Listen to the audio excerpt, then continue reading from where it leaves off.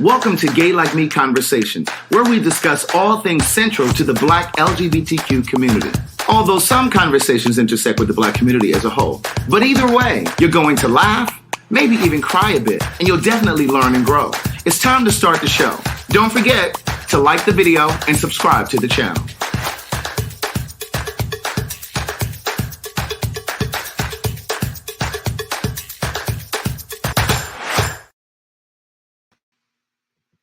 When I say you can't tell us nothing with our little new intro commercial.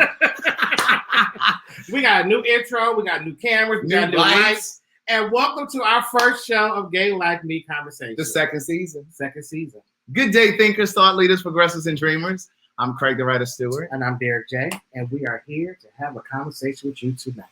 And our parents, along with yours. Yes. So we want to do something fun and involve ourselves in the conversation. And so this conversation is about parents of LGBTQ people. Yeah. And, you know, I know it's hard to believe, you guys, but I am gay. And, you know, they didn't know. And apparently, your mom hadn't had a conversation yet either. You know. And that's as risky as I'm going to get tonight. But we felt that for the first conversation, it would make sense for us to have if this is that conversation, we should have this with our parents. Right. And that's what we are doing today. Right. So one of the things that one of the things that we talked about when we started with this second season is setting our intentions, like for each episode, because there's a reason that we choose the topics that we choose and the subjects that we bring to you guys. So for me, my intention with this particular conversation was hopefully those of you that may be struggling with your identity, maybe this conversation will make it a little bit easier for you to navigate through the world and stand in your truth. That's my first intention. The other intention is perhaps we can send some sort of a vibration into the universe where perhaps some of you parents are struggling with your child's sexual identity. And maybe hearing these conversations with some of the parents will help you kind of have that come to Jesus moment, if you will. And the same for me. I think that a lot of us see the end result. So the end result is me and Craig sitting here having these conversations, but we never know how we got to that point. And so, and that's this conversation for me. I want people to see like where, where we came from, what was our challenges, what was our parents' challenges, and where we are at now. Was it a challenge for you coming out? Because it was a challenge for me. You said it was a challenge for you? It was. But see, it was never coming out for me. We just never talked about it. But did you ever have like this internal like battle or wrestling with yourself? No, I don't think so, because it never. No, I don't think so. Only through a religious standpoint. But like as far as my parents and my family, it just was not a conversation. Right. So it just never. It was like, you don't bring it up, I ain't gonna bring it up. Go do you. Right. You know. And I think a lot of people kind of do that. Yeah. So that's what it is. Before we start, we are drinking. I asked my mom, "Could I have a drink?" She said yes. But this is not a endorsement. But we are drinking Plush Vodka, which is a Black-owned vodka company. Yes. So that's it's Black History Month. Yes. So why not support? Absolutely. So Plush Vodka, they have it in regular vodka and they have it in plum, but we're drinking a regular vodka with some juice. And it's tasty. Cheers. Cheers. All right. So now, with what you just said, it was a struggle for me. It was an internal thing from a religious standpoint, but also it was like an internal battle for me. And I think a lot of Black, gay, or queer, or however you identify, why you got to put closer? Well, I identify as gay, but some people don't like that word. You know what I'm saying? So wherever you fall in the LGBTQ, but plus, because I forgot the plus. But I think it was an internal thing for me because there was a point in my life where I thought I could suppress the feelings. I thought I could manage the feelings. And there was a period where whenever I had a girlfriend, because my last girlfriend was in college, whenever I had a girlfriend, I didn't really have thoughts about guys or anything like that.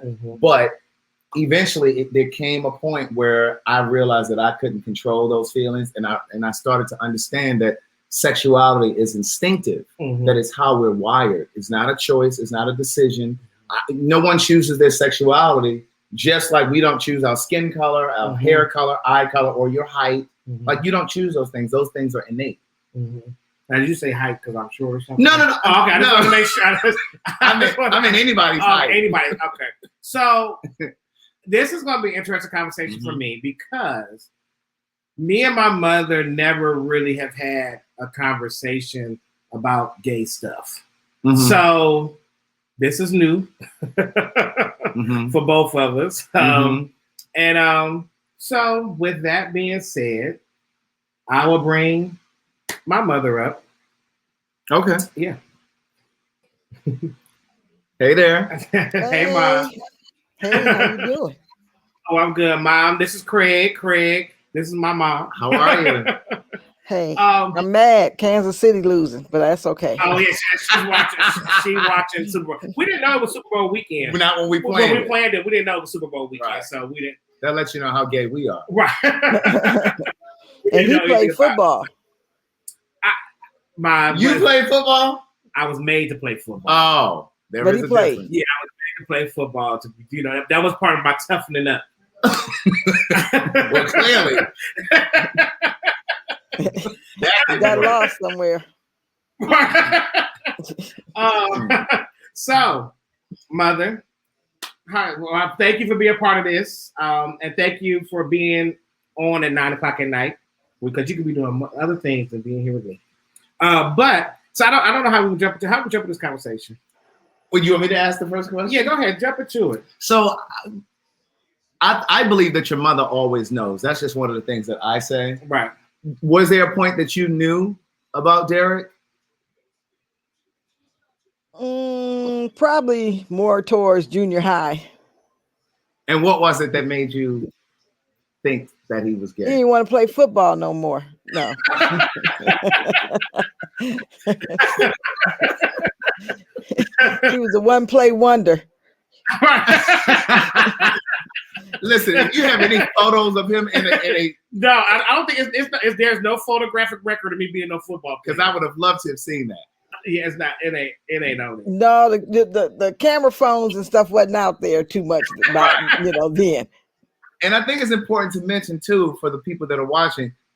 You all know Derek, well, probably from the Bronner Brothers shows and different movies and Housewives, of course, and Fashion Queens. And he wears heels and purses, but you didn't start doing that until I got to Atlanta. Until he got to Atlanta. Yeah. So it wasn't like he was in high school doing it. No. So what were you thinking when you first when did you first see him wearing heels or carrying a purse? Was it on television or was it in person? No, it was on. She didn't see it in person till No. it was on television. Yeah, it was on television.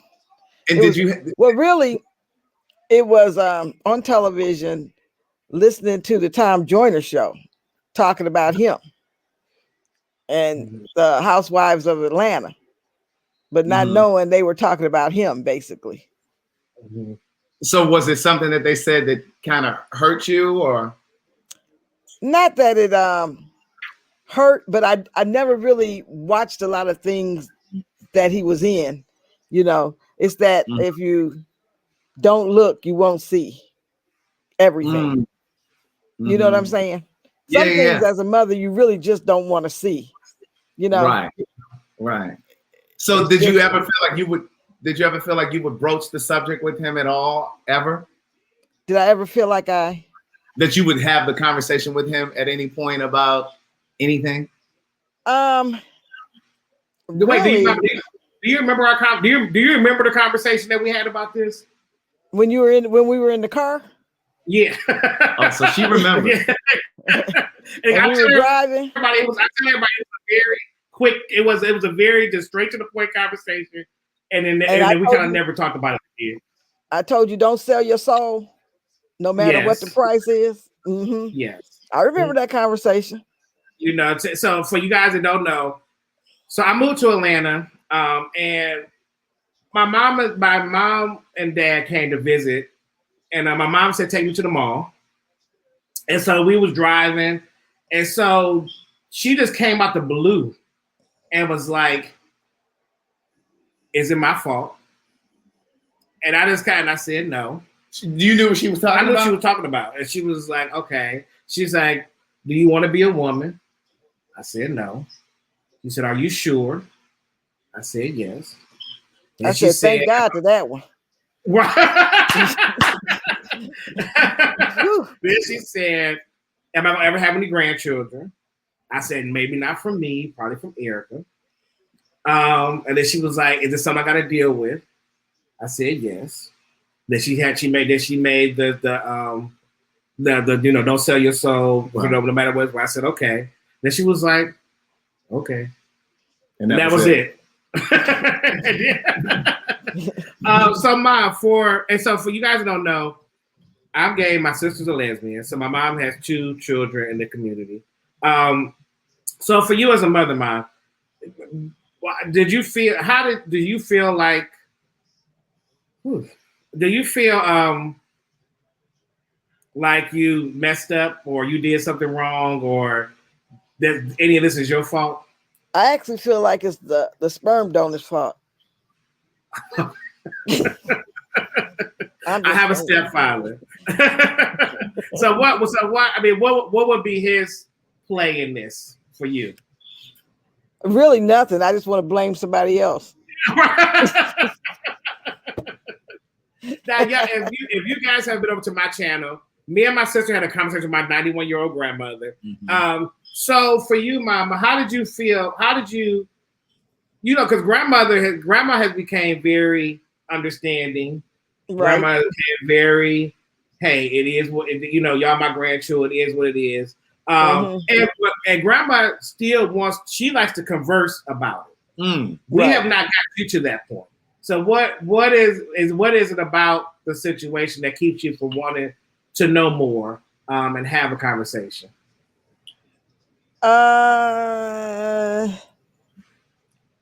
Well, I'm probably hoping at some point I will have some grandkids.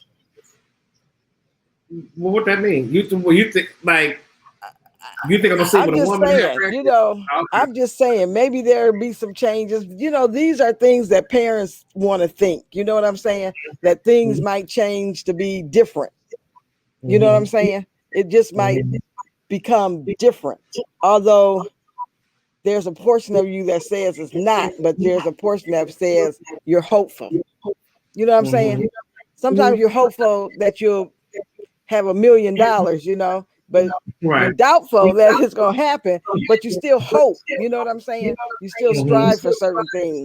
So conversation, I don't want to really become upset. I don't really want to upset them.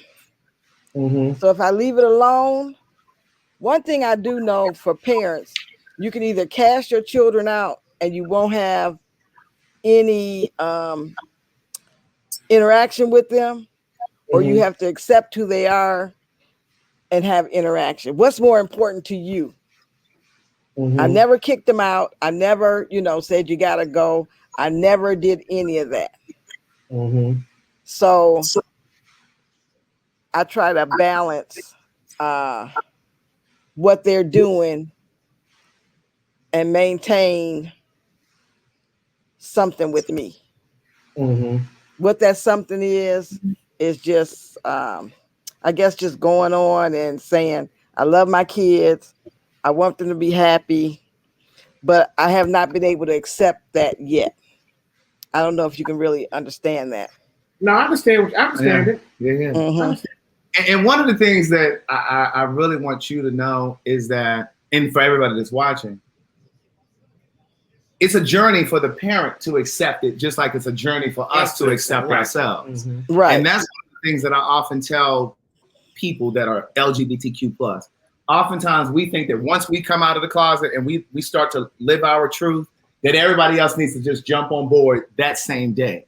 I was 22 years old when I first started to kind of crack the shell. Like I still wasn't telling people and that kind of thing, but I was just starting to move in my truth. But it took me 22 years to even start taking those steps. And so I had to realize that my parents didn't have to come around to it in 2 weeks. And I think sometimes we have to learn to be patient. But in the beginning of this conversation, I framed the conversation by saying that sexuality is instinctive and it's how we're wired. And just to give a very, very generic example, the same way that you want what you want for Derek is no different than a parent who has a child that goes to college, and that parent wants that child to become a doctor or a lawyer, but that child wants to be a dancer.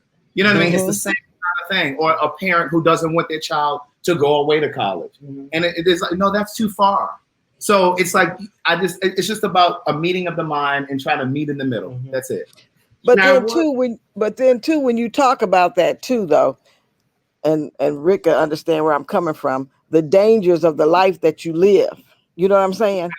Yeah, that's what I want. That's what I'm about to bring up because that's the first thing. That's the first thing that she said to me. She just was like, I'm just worried about the world. The world. Yeah. You know, how it's perceived. But now, with that being said, I will say that my first time going on the working on the Time Joiner cruise, I took my parents with me, and that was her first time seeing me in my whole in person. Shazam.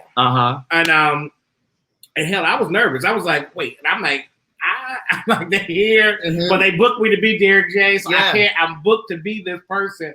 But I will say, I think, and I don't know, we never really talked about it, Mom, but seeing the response of people, seeing the response from men and women on the ship in my full thing, did that change your thought process of it at all?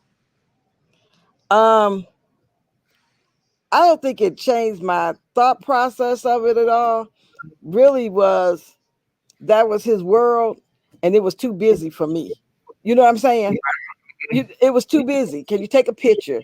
Can you, when you're trying to have a conversation walking, you got to stop every 10 seconds, They want to take a picture. They want to do this. They want to do, and that's all good. That's his world. That was fine, but it was too busy for me. You know what I'm saying? I was like, whew, this is too much.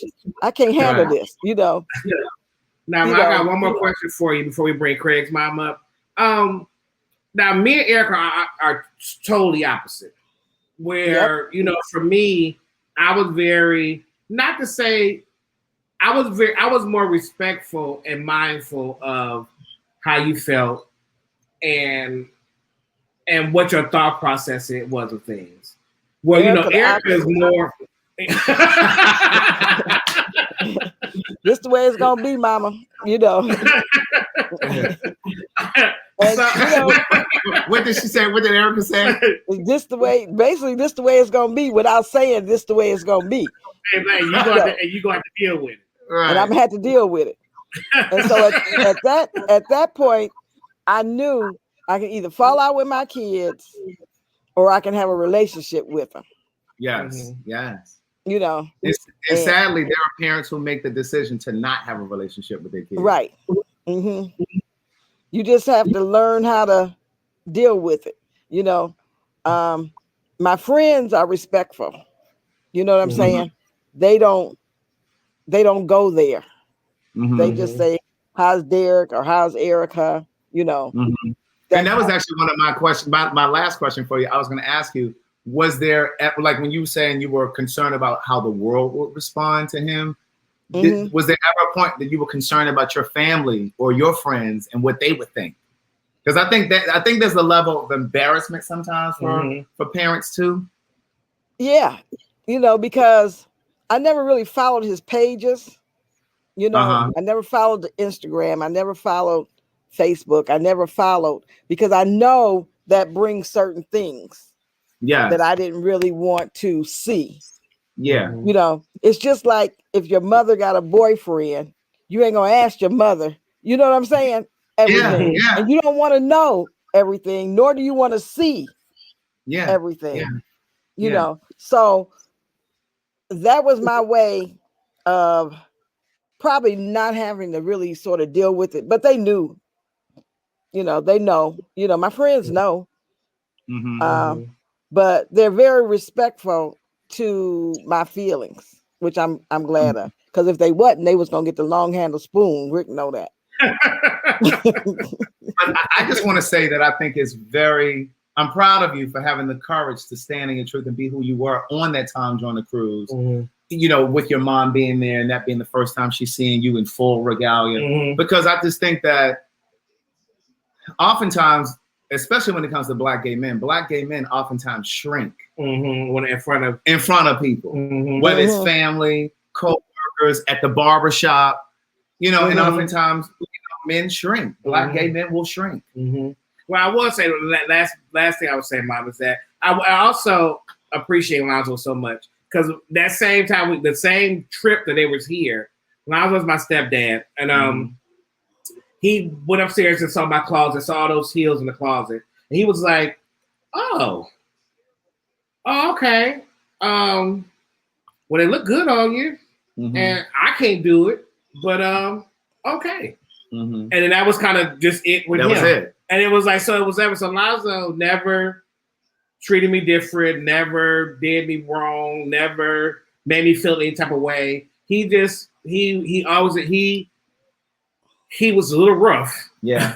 But I think now, growing up, but now as adults, right? You know, I understood where he was coming from. Yeah. But he never treated me differently or anything else. So I appreciate him for that, and I told him that.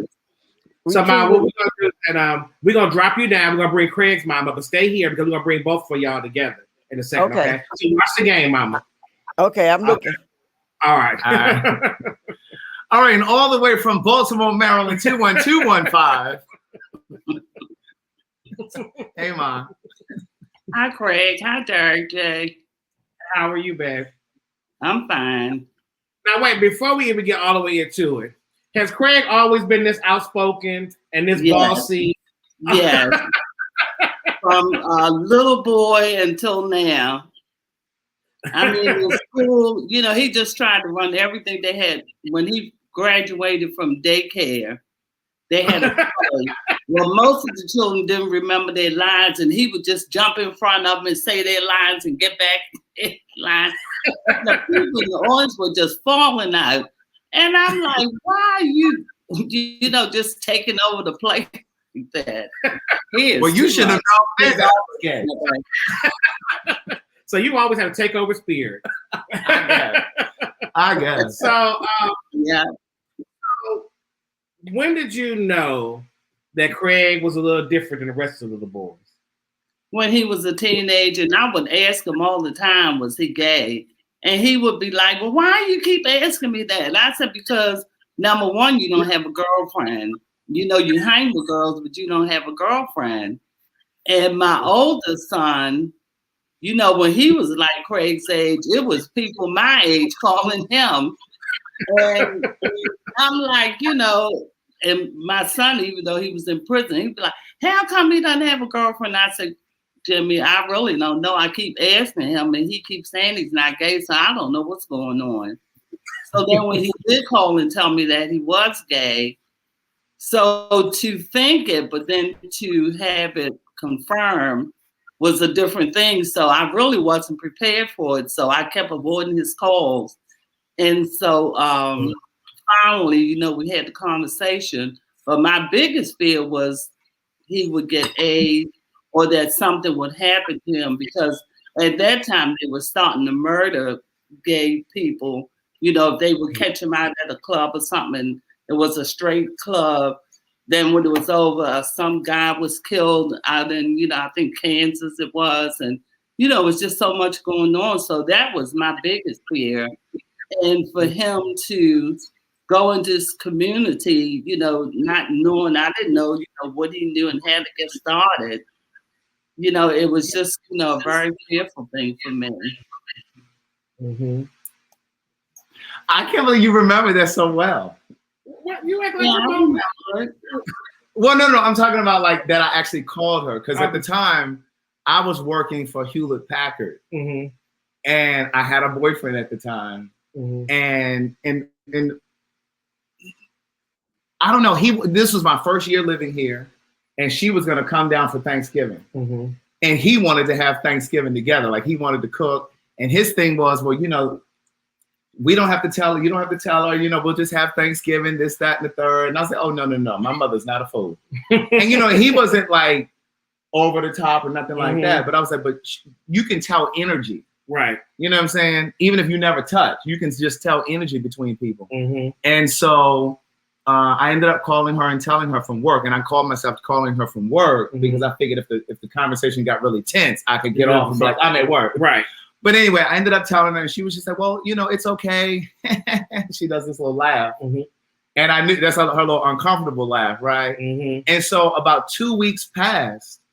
And at that time, it was the first year that I was living here, like I said. And so we were talking on the phone probably every day. Mm-hmm. And that 2 week period, it was very touch and go. And I would call, she would say, oh, well, I just got in the house, I'm cooking dinner, or I just got upstairs, I'm about to take my shower, let me call you back. She was never trying to face a conversation. Mm-hmm. And so when we finally talked, she called and was like, listen, this is not sitting well with me. I don't want to meet any of those people. Mm-hmm. You know, don't bring any of them around. You know, and again, that's when I learned that a parent has to have their time too. Mm-hmm. And so what I did was, instead of trying to force feed her, and I think a lot of gay people do, and I can only speak for gay men because I've been around more gay men than anything. Mm-hmm. I can't speak for lesbians and how they matriculate. But a lot of times, once we come out and we tell our family, we just want to push it on them, and we got a boyfriend and now we want to be all affectionate in front of them. Mm-hmm. And I just didn't do that. I felt like I needed to spoon feed her. Right. And so like, she would call me and say, well, what did you do this weekend? And I may have been out with him for the weekend, but I never said, well, he and I would just say, oh, I went to the movies or I went to dinner. I never included him. Mm-hmm. And then eventually she started asking, well, what's going on with this guy? You know, and then her concern was that I would become HIV positive and die from AIDS. And that was her experience, knowing everybody that she knew that was gay. That was her experience. Mm-hmm. And so that was her fear. Hey. We want to hear your mother talk. Oh, yeah, jeez Louise. But the reason I didn't want to come down for Thanksgiving, it wasn't so much about him in a gay relationship, but I was raising my grandson, and he was like, hell was Ty, maybe about 10. No. At this point, because I had graduated from college, I was 22, so Ty was like 17 when y'all came here. I don't think he was that old. I had graduated college, I was 22. No, when you wanted to have Thanksgiving dinner. I was 22. I was living here. Whatever age he was, I didn't want to have him go through, meeting him with a man, because we had never talked about it. And I just feel like, you just can't spring that on children like that, even though he was a teenager. He says, I think he was younger, but anyway, since we had never talked to him about it, and I didn't know how he was going to act once we got there. So I'm like, no, we're not coming. If he's going to be there, we're not going to come. We'll stay here in Baltimore. Now, what was your process for you to your process and your growth to get to the point where you're at now with Craig? Well, I think because he was honest with me, he would tell me, like, when he meets somebody, he don't really have sex right away. He always makes sure they get tested and that, they get results. So that really eased my mind a lot. And then once I met a lot of his friends and I found out that they, were pretty safe and they weren't, hanging out in dangerous areas and things like that. And I felt better because I came down when he put on this play. Well, I think even before he put on this play, I met a couple of his friends. And then when he did the play, I met more people. So it just made me feel a lot more comfortable.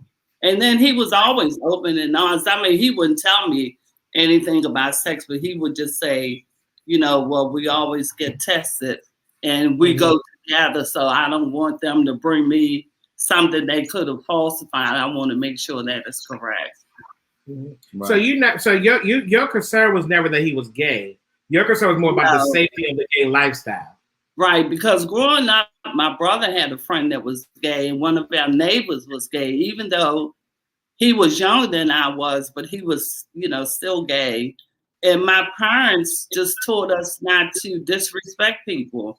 We couldn't call the guy out of his name, and we had to treat him with respect. And he would come and sit and talk to my parents just about every day. He worked with my brother. And, so the neighbors, they all respected him. So, and then growing up, we would go to the Royal Theater, and they would have like the those review shows, you know, with the men dressed like women. And I mean, we got there just crying off because we just really enjoyed the show. So, you know, it just never bothered me. And I think because, you know, my parents told us, you know, you have to treat people the way you want to be treated and not to call people out of their name. And then, you know, when Craig told me that he was gay, when he called and told me, I talked to my mom, and she was like, well, you still have to love him. It's still your son. And I'm going to love him. He's my grandson, you know, no matter what you know, whatever style of life he chooses to live. So, you know, my family was accepting. So, you know, I was fine, and my friends. Now, did you feel like anything was your fault? Or did you feel like did you made a mistake, or did you did anything wrong in the process? I just think, and I could be wrong, but I just think that God chooses different people to have children with different needs, you know, like children that are LGBTQ, children that might be handicapped, you know. I think it's just, you know, God picked you to be a parent of a person like that. And that's why I don't go to church, because I'm not going to listen to a pastor telling me, you know, your child's going to burn in hell because he's gay and it's not normal to be sleeping with another man. You know, I'm not going to be tied to somebody that's telling me that I don't encourage somebody for 9 months and they're going to burn in hell, because I don't think God put us there for that reason. So I just don't go to church. I just try to treat people the way I want to be treated. And I do donations to different charities. And that's my way of tithing. So, no. No. But I just don't go. I was raised Catholic, and I mean, I never remember them talking about sexuality, but you know, these pastors just throw it around like, and half of them are gay their own selves. But anyway, we on that's a whole nother story. Yeah, we're not even into that. Now you can talk again, Craig. I mean, I don't think I really have anything else to say except for when I finally took my friends home, like a group of friends, not anybody I dated, but initially, but I took friends home. We'd gone to Pride, and I'll never forget my mom's sister. After I came back home to Atlanta, she sent me a letter. She wrote it on her stationery, and she said, we as a family accept you. To hell with everybody else. And that right there, I mean, I did cry when I read that letter, but it was just, to me, and I think that's what a lot of people really want, and a lot of people miss. And when they don't have that relationship with their family, I think that makes the difference in how we move into the community. I think oftentimes, and this is not it's not intended to be a general statement, but I think oftentimes those of us who come from families that accept us and embrace us have a better time moving through the community than those who don't. Those who don't have that kind of family typically are out here looking for love, looking for sex in the park, looking for sex at a bathhouse, you know, whatever. You know, and I applaud the fact you had the conversation to say, because I've never physically, like I never verbally said to my mom, hey, I'm gay. Right. Like that was never our conversation. Right. So I applaud you for having that conversation. And I applaud you. What am I supposed to call you? Miss Stewart or Miss Gladys? Miss Gladys. Okay. But I applaud you, Miss Gladys, for being open,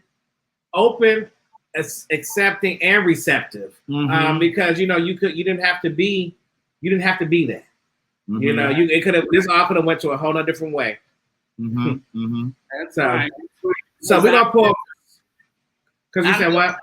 Well, I met two different guys. One at a book reading that he had in Pennsylvania, and when he did the play, and this guy, well, the guy in Pennsylvania, his family had put him out. They were from, I think, the islands, and he was living with some guy just to have a place to live because it was homeless, and you know he was really being abused.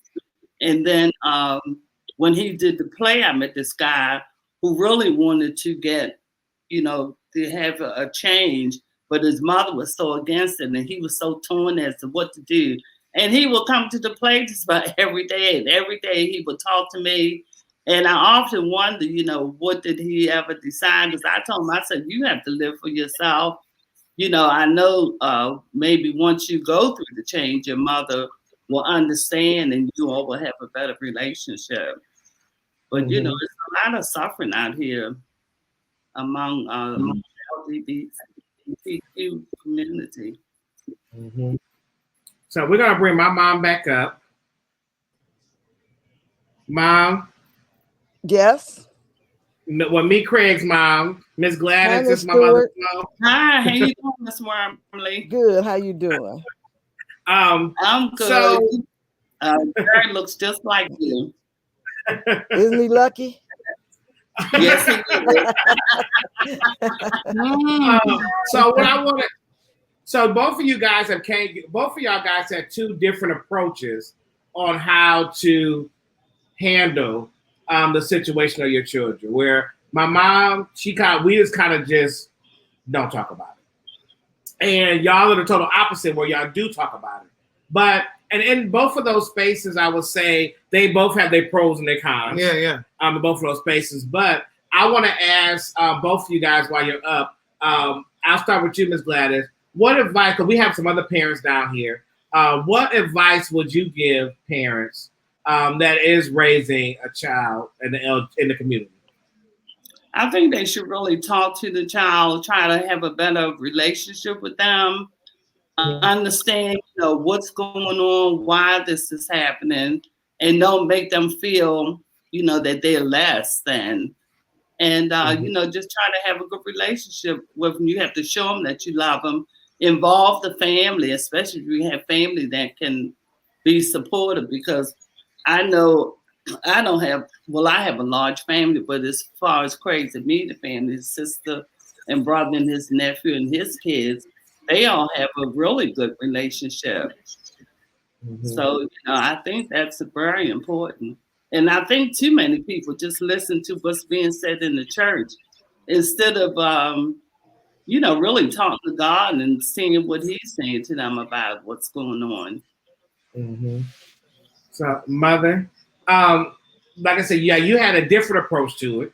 And I know it, and it has its pros and its cons. But for you, what advice would you give somebody, because you had two kids growing up, and one, I meant to ask you, I've got to ask you for one, what was your growth to dealing with it?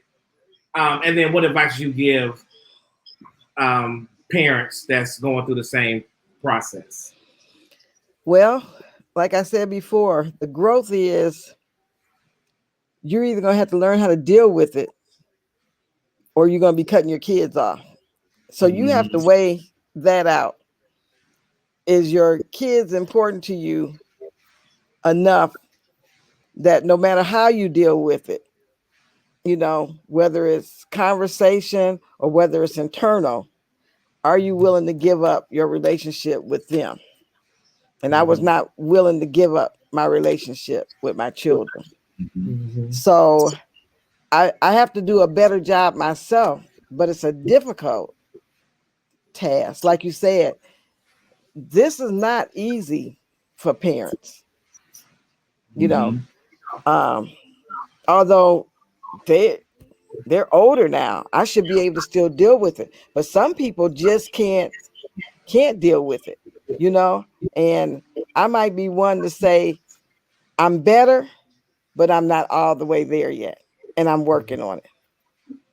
But I haven't had the conversation, which I should ask my kids, how has it really affected them on the way that I deal with things? Because people should know that too. It's not a one-way thing. How am I dealing with it? It's another way of how are they dealing with it. Mm-hmm. Mm-hmm. Drink a little bit. Pick that up and drink one for me now. Eric was upstairs watching, and I'm an emotional wreck. So I'm like, he's tearing up. I'm like, okay, calm down. Go through. I cry off everything. So I'm trying to keep myself together, y'all. You know what, Mom? I feel like I do think that I do wish that we can have a better communication about it. But before that reason that we don't talk about it, That's why I never dated. Mm-hmm. That's why I never. Are you coming down here? Come on over here. You know I'm about to get ready to cry. his eyes just watering up, sitting right here. Here come the one. She don't water up too much. I'm like, well, so I would say this, but because of the way you handled the situation for us, that's why I never dated. That's why, and I know this may be TMI, but I talk about it freely, so everybody here know. That's why I never had sex. That's why I never had a boyfriend. That's why I never did any of those things, because if I didn't do it, that means we don't have to have a conversation. Right. So if I didn't date, I don't have to talk to you about me dating somebody. Right. If I was going through relationship problems, I don't have to talk to you about it. Because Erica be jacked up because she really want to talk to you about what's going on with her, but she can't. Mm-hmm. So I figured if I don't do none of those things, you won't have to I don't have to need to have a conversation. So we can keep our conversations very general and real, because I'm not doing any of those things, so I don't have to talk to you about it. Because I think on some level, no matter how old you become, you still want your parents' permission. Yes. You know what I'm saying? But you know what? I'm gonna say this. Before we came on, I showed the kids what I did today, which I understand living in your shadows of your parent, because I lived in the shadow of my mother. You know what I'm saying? We don't wear jewelry, we don't wear makeup, we don't do certain things. And I'm the only one probably have kept up with that while she's alive, living in her shadows. Well, I had to step out of her shadows today. So, and when she said, y'all, my mama just got her ear pierced today. She ain't never had her ears pierced because they raised Seventh-day Adventists and that don't do none of that stuff. So she got her ears pierced today. So that's what. So that was her. She was rebelling. And however old you are, I don't know. My mama lied about her age for so long. I don't know how old my mama is, but whatever age she is, she finally rebelled. But mama asked, she wanted to know. She said, the way that she has dealt with us and our sexuality, how has that affected you? You said it. For me, it was tough because I was like, I don't like to not. Me and Mama talk 24,000 times a day, but it's like I can't never tell her like what my day is really, like what's really happening in my day. Like if I had a bad day, when I had that bad breakup, I was in the room in the dark with my blinds closed. But my mom called me every day, and I had to navigate around that conversation. I had to get up and be like, "Oh, hey, Mom, how are you doing?" And not let her know that I'm in the room in a fetal position. Yeah. So that's the only thing I think. Other than that, but I think I've been pushing back on her a lot lately, and she has been doing much better. Well, we got other people down here, and before I break into a full situation, I have to step away. Hold it together. Right, Miss Gladys, Mom, I want to say thank you guys for taking time out to have this conversation with us. Thank you for your honesty, your truth, your vulnerability, and I appreciate that. Yeah, and I believe that this is really gonna reach some people, not just parents. It has. I've been reading y'all's comments. Right. I can tell your eyes were down in the comments. Yeah, I'm like, okay. So we're gonna start bringing up our next parents. I want to tell you guys thank you so much. Love you, Mom. Miss Gladys, I haven't got to meet you in person yet, but I love you too. And thank you guys so much. So how do I keep watching this? Look, how do we keep watching? Just stay in here, Mama. Oh, okay. All right. Yeah, just stay here. Okay. All right. Where do you want to go? Whew. Y'all about to have me all. Y'all about to have this all the way down, and I saw your eyes welling up. I'm like, Caroline, are you okay? Y'all know I'm on the emotional record. I cry about everything. So let's start with in the order they came in. Okay. Well, Tammy ain't at her desk. Here she is. There she go. All right, we're popping up. Take your mute off. Take your mute off, Tammy. How you guys doing? Tammy. Are we good? How are you? Good. I'm happy to be with you guys. And I'm glad you were able to come with us. So tell us about you, Tammy. Tell us about your story. Tell us why you're here with us today. Well, I talked to you guys like over the summer. I called in. I have 4 children. My oldest is 20. He'll be 27. My oldest is a male and he's gay. Then I have another son. I have 2 straight sons, and then my daughter is gay. Okay. I remember your email. Yep. And I think I probably, unlike Craig's mom, I didn't know my son was gay. Had no clue, none whatsoever. He told me, I want to say like maybe 2 years ago. He finally told me, and I don't think I reacted the way that they wanted me to react. I've never at any point ever like was ashamed of them or anything like that. I was more or less like, well, with my son, it was more or less, you know, I don't really know how to respond, but I don't want you to think that I'm pushing you away. So we'll just carry on with the conversation and keep going. And it was never ever an issue. My daughter was a little different because she's younger. And I think how old is the your way, daughter? Huh? How old is your daughter? 18. Okay. And the way I found out was over some pictures on her phone. So my reaction in my mind was the same as if she was heterosexual, just inappropriate pictures that you ain't got no business having. You know, so I wish I would have handled it differently, but it was such a, you know, it's things are going and I'm just moving. You know what I mean? Just keep it going. So how did you handle it? You said you wish you had handled it differently. How did you? I wish I would have like sat down and had like in-depth conversations, and you know what I mean? Just But what did you do? I'm sorry. I said, what did you do? I said okay, and then kept it moving. So you kind of avoided it. Yeah, I think I did, but in my mind, I thought I was letting them come to talk to me about it when they wanted to go in deeper. You know, in my mind, that's how I thought I was reacting.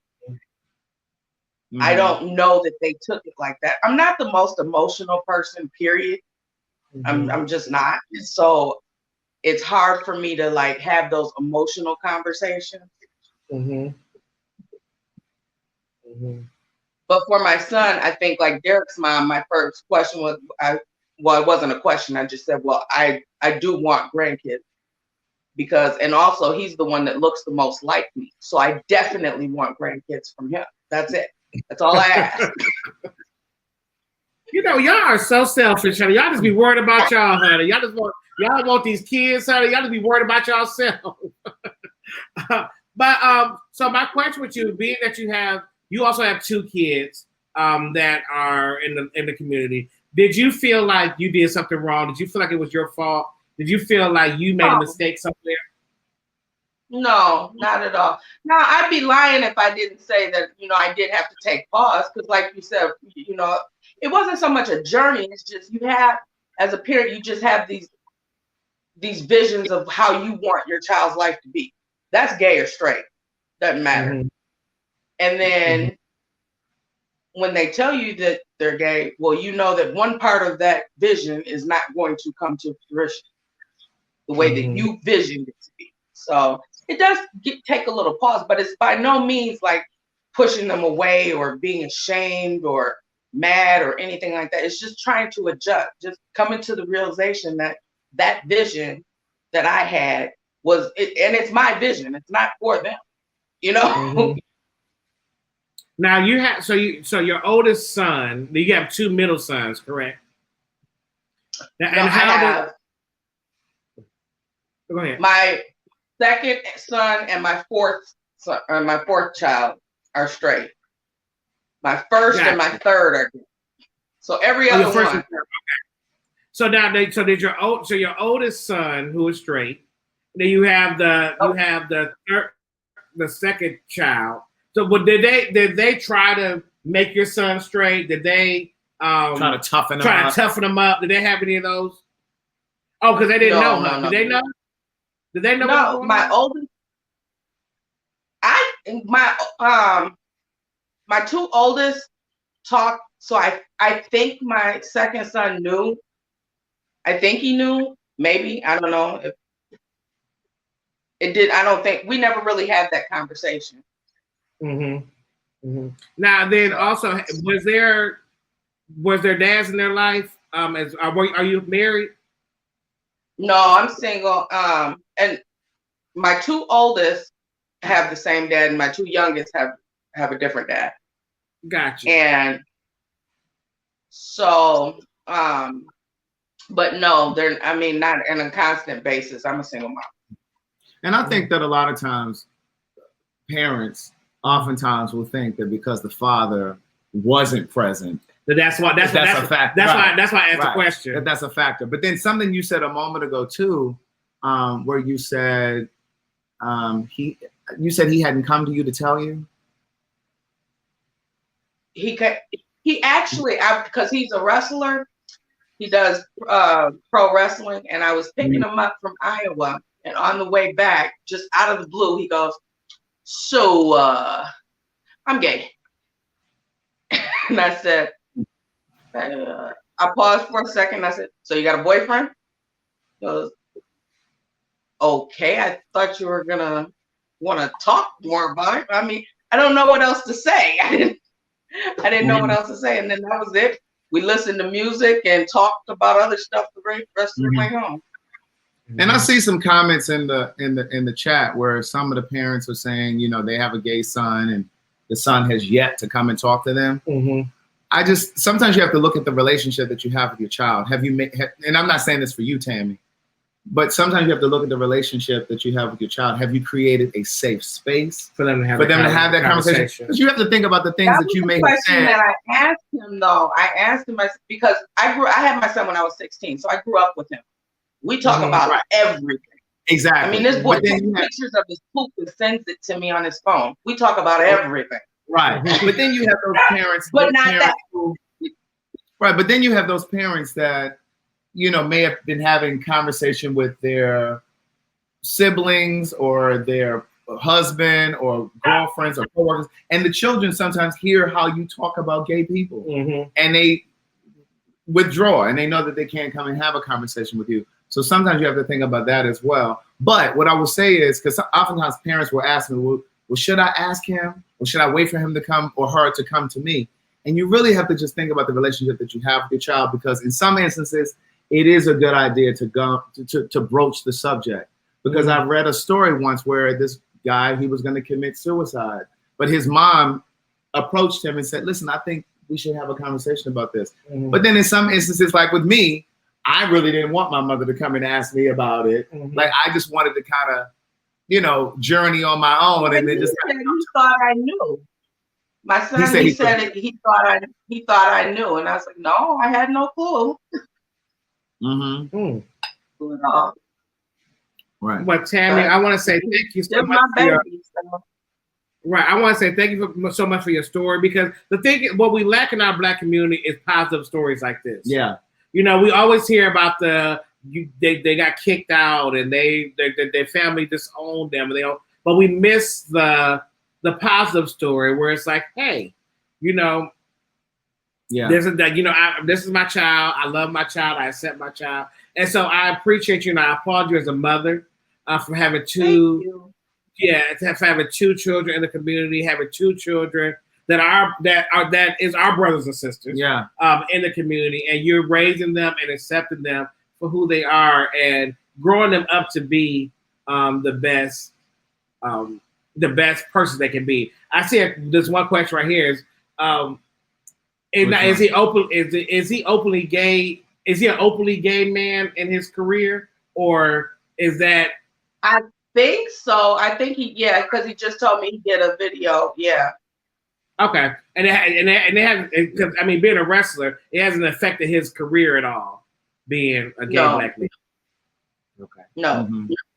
Okay, so Tammy, I want you to stay with us because we're gonna bring you back up and do a whole roundabout at the end. Okay. Absolutely. Thank you, Tammy. This is a great question right here. She says, "Why do we expect children to tell us that they're gay but we don't require that of our straight children. And that's something that I've said often. In fact, that was something that I said to my mom when we had the conversation. I said to her, I said, well, you know, and these were my words at the time. You really should be grateful that I'm telling you this. Right. I said, because if I was straight, I wouldn't have to come in. You know, if I was straight, I wouldn't have to make some declaration and be like, oh, well, by the way, I'm straight. Well, because because straight is the exception. Exactly. It's just like, you know, they're not the exception, the assumption. Yeah.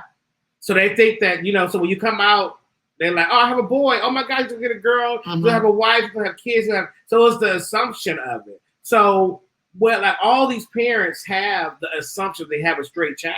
Yeah. So when it's not that, exactly. I mean, so yeah, you do have to explain. Right. And I do think that it's important as an LGBTQ person to have that conversation with your family and your loved ones. So one, they're not consistently expecting you to come home with someone of the opposite sex. Or a grandchild. Well, I mean, I want to have kids. Carlton and I talk about having kids. But anyway. You're getting kind of old, Craig. Now. That's okay. I don't have to have ovaries. Well, I'm saying, though, I mean, but you don't want to be like 70 when your child is 20. I'm not going to be 70.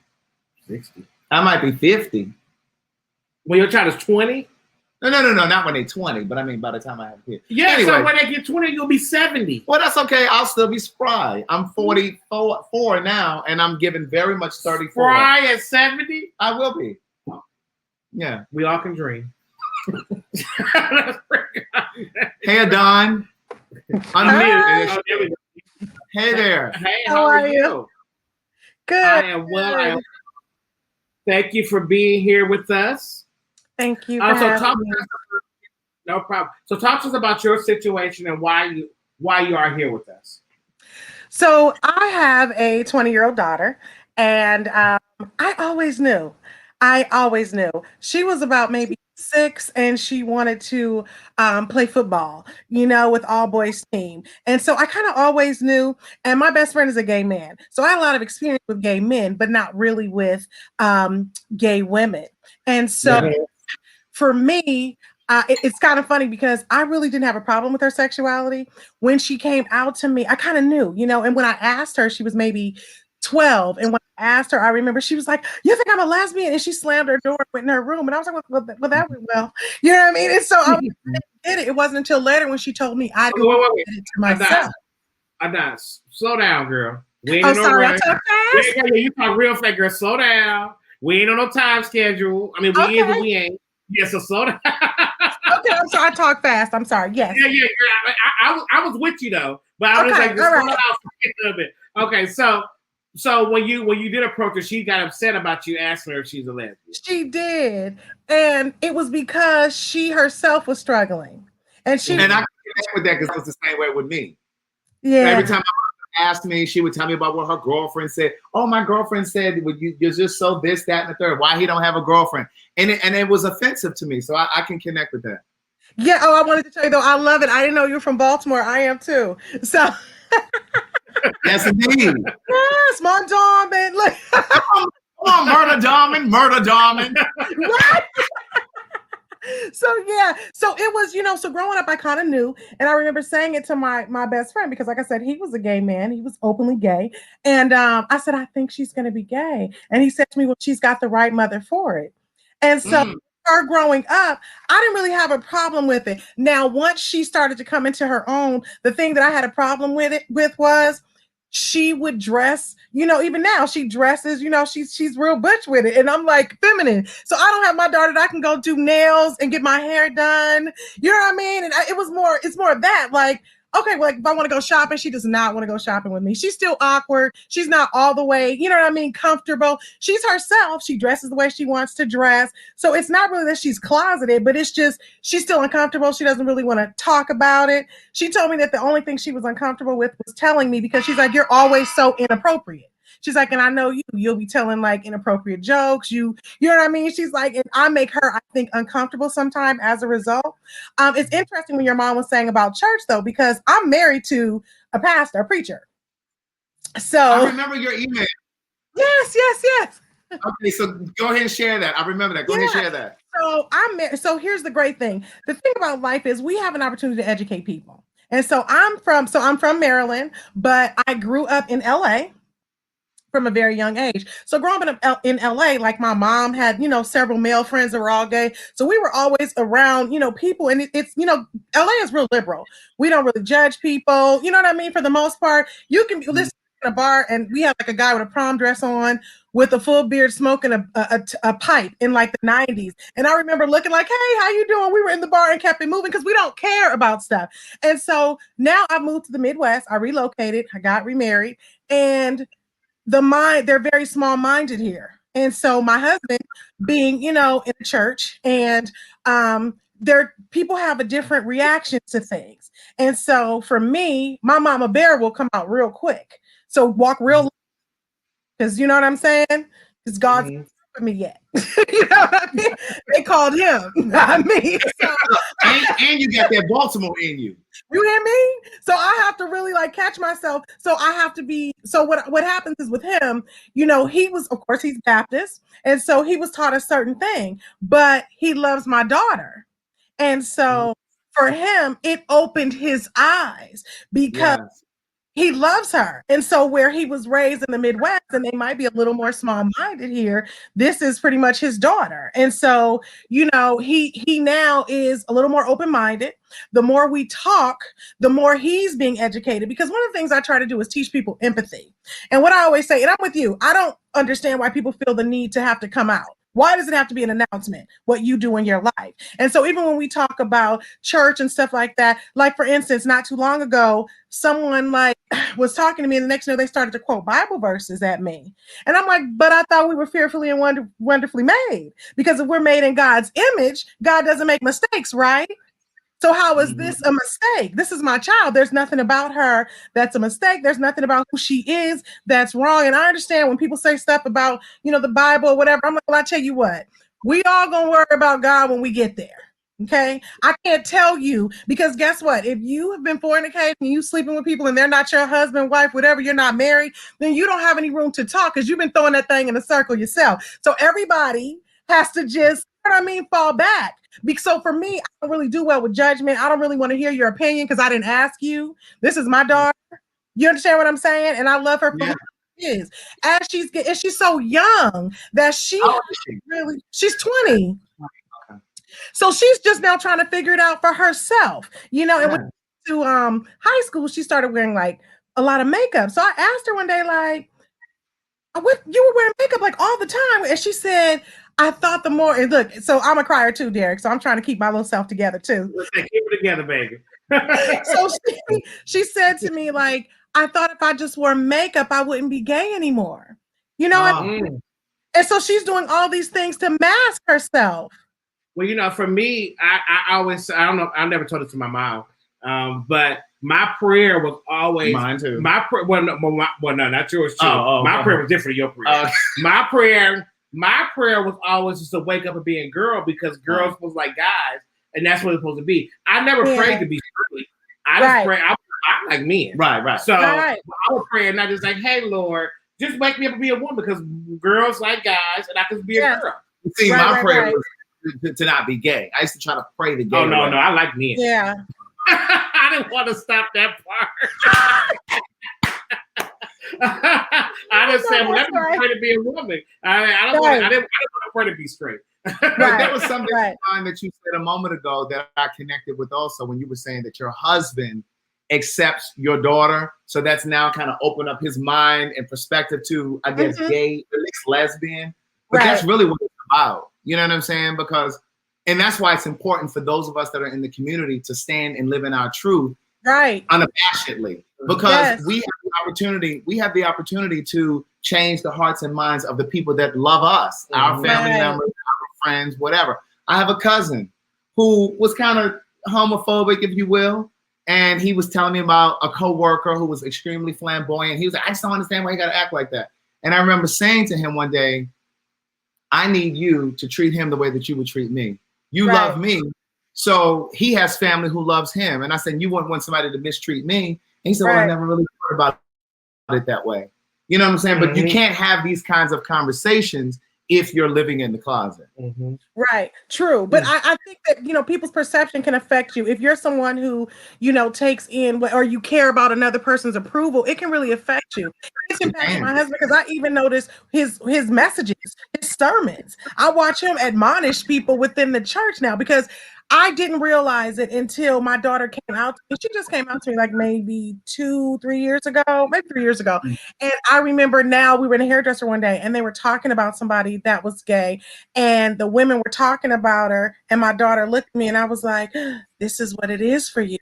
You know what I mean? To be young and be hearing people crack jokes and say certain things. And you know what I mean? And that's why some people stay in the closet because they hear how the world speaks. Right. And so it makes a difference. And so her senior prom, because by this point I knew because we were talking about how you knew and him coming out, she told me she wasn't, but I always felt like she was. So when she was probably about maybe 16, 17, I remember she used to always be in my room.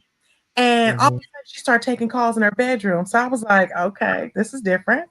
And so she was talking and I thought I heard a girl's voice on the other end. I mean, she's in her room. She's got the door closed. And I was like, you listening. Okay, so. Right. I was like, I thought so. So I remember I said it to my mom and I closed. So I said it to my mom. So my mom, just out with it, so when are you going to let us know, baby? Because we all know just yanked her on out the closet if she didn't want to be. Look, we know this is what it is. We love you regardless, which I love for my mom because we had another instance years ago where my mother wasn't as open, but she has, with a family member, but now she's older.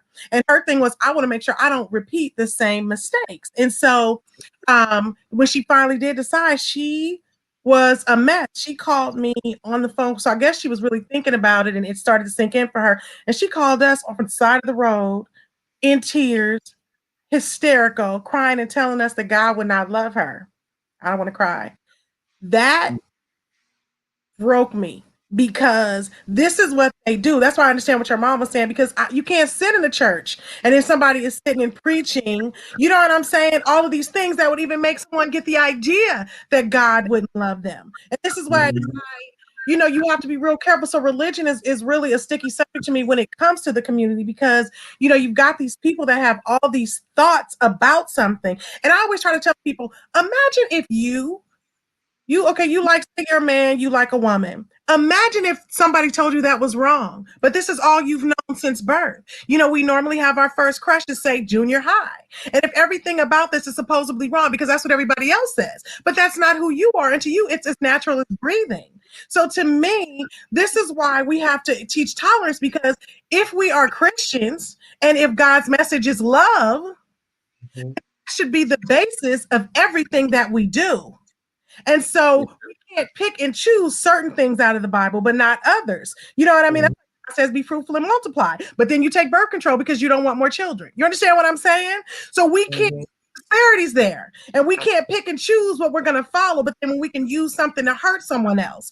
And so for me, it's frustrating because I am in the Midwest now. Like I said, my husband is in a church. And where are you at in the Midwest? I'm right outside of Chicago. Okay. Because my mom is in Ohio, so believe me, I know everything you're talking about, girl. We get it. I get it, girl. Got you. So my hope is that everybody can get educated. The other day, listen, I had someone, and they were talking about someone else, but they're well aware that my daughter is gay, and they must have texted me like a bunch of text messages and Bible scriptures, and it was like 10 at night. And I looked at the phone, and I was like, "Oh, I'm getting better." Because when I tell you, I wanted to blast that person, but then I thought about it, and I was like, you know what? I don't have that kind of energy to give you. And I don't need to change your mind and your perception, because there's some people that's a waste of energy. And so, so to me, the best thing to do is to use your life as a testimony by being happy and by being you. You fall in love, you find someone. Like my daughter, she never liked dolls. She'd be like, I don't want kids. I'm not. And so I just got remarried and I just had a baby, which is hilarious because my kids are 20 years apart. And so he was a surprise that we brought back from Turks and Caicos last year. So that's a rum punch, so I can't take you. You said it was a rum punch. You said it was a rum punch. It was the rum punch, and we brought him back after some more rum. So somewhere between like Puerto Rico and Turks and Caicos, we brought him back. And so us now being that's why we were talking about, you don't want to be 60 or 70 and have your child in their 20s. That's gonna be us. We're gonna be those geriatric parents with our little baby. And so we have, so my children, there's a 20-year difference. And I want him to know, because now he's a preacher's kid. You see what I'm saying? And I need him to know, and like his sister loves him to death. And so he is going to be taught tolerance. And when it comes to her and her coming here, I'll be honest, I'm always in protective mode because I'm just like, you bet not now. You know what I mean? When it comes to mine, because I do get protective, because I don't know, but she's got to face the world on her own. You know what I mean? And so I have to let her do that. So it's definitely a fine line as a parent. And I don't understand parents that throw their children away because of sexuality, because that's not really your business. It's their relationship. And I want her to talk to me about whatever. Although she goes a little too far now, because now she wants to talk to me about different things from sex on down. Like, let me ask you something. And I'm like, oh, okay. All right. I'm ready. I'm ready. There was something that you said. I want to say this, and then we gotta move on to Vicky. She's our last person here. But there was something that you said about sitting in the church, and just from your perspective, sitting in the church and hearing a pastor or preacher talk about your child going to hell. Just imagine being that person, right, and hearing that every single Sunday. And for Black people who don't really understand the analogy that we're giving, it would just be like being a Black person sitting in a white church, and every single Sunday they're telling you that you're inferior and you're less than intelligent because you're Black. It's the same thing. And I think that because so many of us, when I say us, I mean Black, gay people, trans, gay, lesbian, whatever, because most of us were raised in the church, and hearing that type of ideology every single Sunday, I personally believe that's part of the reason why so many gay men, and I can only speak from the perspective of a Black gay man, come into this community so broken. Right. Because in a million little pieces, trying to piece themselves back together. Because they've been broken by the Black church, the Black family, and the Black community. Right. So we're gonna go to. I'm sorry. Something popped up. I got ADD, child. I saw something pop up over here. So powerful. We're gonna put the link in the thing for powerful. Okay. And then Adnan, girl. Let me tell you something, Adnan. Baby, you talk fast, but you got some information coming on now. Yes, girl. you did. Okay. Thank you. We're gonna drop you back down. But we're gonna bring you up for a roundabout, okay? We're gonna bring up our next guest. Thank you. Hey, Vicky. I know we did it quick. I'm sorry. Hello. Hey, Vicky, how are you? I'm good. How are you? I am well. Thank you for being a part of our conversation tonight. And let us know why are you here? Why are you part of this conversation? Okay. Well, first, Craig, congratulations to your show. You got. I'm excited because I watch all of you guys. I'm right Thank here. You. With you. I'm excited for you. How I got to this point? Well, I was on live with Craig, and he invited me to come on. But I have two babies. They're not babies anymore. I got a 28-year-old and a 21-year-old, and they both in the community, which I'm a proud supporter with them. With my daughter, I kind of just knew. And I'm just gonna go ahead and say this: I don't want to be a grandma. I'm cool with that. We don't have no babies at all. So I don't even pressure them about babies. I'm over here telling them I don't want none. So so they don't have to bring any babies. But with my daughter, I kind of just knew. I'm a girly girl, And I was telling my daughter this the other day. She can kind of rob me of the prom and go and get her nails done and all those things now. I mean, before, but now she go get the makeup done, the nails and all that. So I didn't get to do that when she was younger because she was trying to figure out her identity. So she was, taping the boobs down, hiding herself, padding, doing all these different things. And I just didn't understand why. I'm like, well, what is going on? But I knew it had something to do with her sexuality. I just didn't know to what degree. And my daughter was having some other issues. And one day she wrote, I think she was around about, I want to say high school maybe, or middle school. She wrote a little note to me and just let me know she, was a lesbian. And I looked at the note and I was like, okay, that's cool. But what about this other stuff that you're dealing with? Because I can't do anything about the sexuality. I'm cool with that. But the other trouble you get into, we need to work on. That's what we need to work on. So was she having like behavior problems in school? Is that what you mean?